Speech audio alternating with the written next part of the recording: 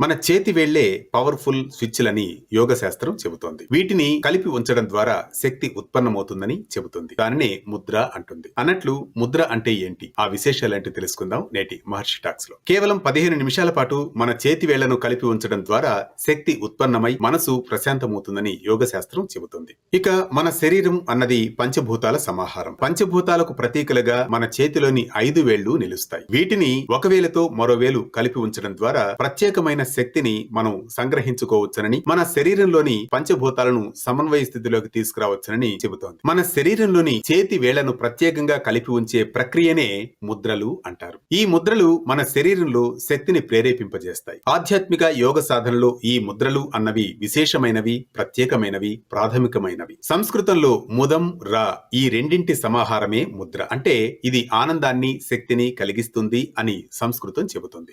ఈ రీల్ తరువాయి భాగం పార్ట్ 2 లో చూడండి.